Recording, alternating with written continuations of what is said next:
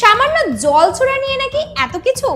DVC জল ছাড়া নিয়ে রাজ্য ও কেন্দ্রের মধ্যে নতুন করে বিরোধ শুরু হয়েছে।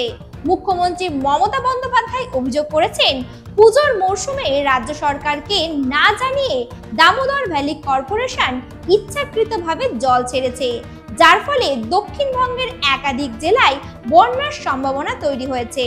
শুক্রবার সকালে এক স্যান্ডেলে মুখ্যমন্ত্রী লিখেছেন, বিজয়া দশমী আনন্দের সময়, কিন্তু পশ্চিমবঙ্গের মানুষকে উৎসবের এই শেষ পর্ব শান্তিতে পালন করতে না দিয়ে ডিভিসি রাজ্য সরকারকে না জানিয়ে ৬৫,০০০ কিউসেক জল ছেড়েছে। এটা প্রাকৃতিক দুর্যোগ নয়, ডিভিসি তৈরি সমস্যা। সন্ধ্যায় ফের মুখ্যমন্ত্রী লেখেন, মাইথন ও পাঞ্চেত জলধারা থেকে ১.৫ লক্ষ কিউসেকেরও বেশি জল ছেড়ে ইচ্ছাকৃতভাবে বাংলাকে ভাসাতে চাইছে ডিভিসি। এটা উৎসবের সময় বাংলার উপর করা পরিকল্পিত ক্ষতি, লজ্জাজনক, অসহ্য, মেনে নেওয়া যায় না। রাজ্য সরকারের দাবি, গত কয়েকদিনের টানা বৃষ্টিতে আসানসোল ও দুর্গাপুর অঞ্চলে দামোদর নদ উপচে পড়ছে। রাজ্যের জলধারাগুলো প্রায় পূর্ণ। এই পরিস্থিতিতে আচমকা জল ছাড়াই বর্ধমান, হাওড়া ও হুগলি জেলা সহ দক্ষিণবঙ্গের বেশ কিছু এলাকা প্লাবিত হওয়ার সম্ভাবনা তৈরি হয়েছে। কিন্তু কেন্দ্র সেই অভিযোগ মানতে নারাজ। কেন্দ্রীয় জলশক্তি মন্ত্রী সি.আর. পাটিল মুখ্যমন্ত্রীর দাবি খারিজ করে বলেন, পশ্চিমবঙ্গের মুখ্যমন্ত্রী যে দাবি করেছেন জল প্রকৃত ছাড়া তার অর্ধেকের কম। মাইথন থেকে ৪২,৫০০ কিউসেক এবং পাঞ্চেত থেকে ২৭,৫০০ কিউসেক, মোট ৭০,০০০ কিউসেক জল ছাড়া হয়েছে।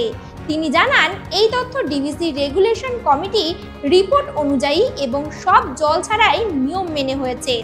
ডিভিসির পক্ষ থেকে জানানো হয়েছে, কেন্দ্রীয় জল কমিশনের অধীনে থাকা কমিটিতে কেন্দ্র, ঝাড়খণ্ড ও পশ্চিমবঙ্গ সরকারের প্রতিনিধিরা রয়েছেন। নিয়ম অনুযায়ী জল ছাড়ার অন্তত ১২ ঘন্টা আগে মাইথন ও পাঞ্চেতের জলস্তর ও ছাড়ার পরিকল্পনা জানানো হয়। কমিটিতে মুখ্য সচিব, জেলা শাসক ও সেচ দপ্তরের আধিকারিকরাও রয়েছেন। তবে রাজ্যের দাবি, বাস্তবে কোনো আগাম তথ্য দেওয়া হয়নি। তৃণমূলের অভিযোগ, বাংলা যেহেতু বিজেপিকে ভোট দেয়নি, তাই বাংলাকে ভাসাতে চাইছে কেন্দ্র। দলীয় সূত্রে খবর, লক্ষ্মী পুজোর পরেই তৃণমূল এই ইস্যুতে বড় আন্দোলনে নামবে। ডিভিসি অফিস ঘেরাও থেকে শুরু করে কেন্দ্রের বঞ্চনার প্রতিবাদে কর্মসূচি নেওয়া হবে।